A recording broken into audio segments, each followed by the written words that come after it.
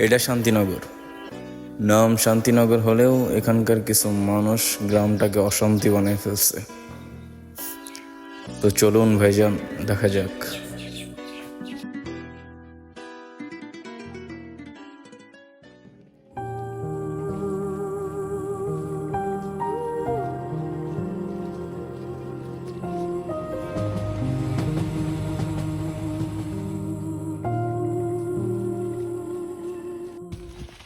কিরে কে হইছে এখানে?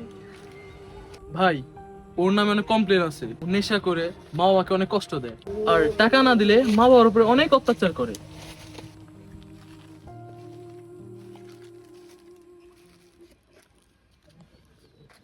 কি নাম কি তোমার? ভাই আমার নাম সাজ্জাদ।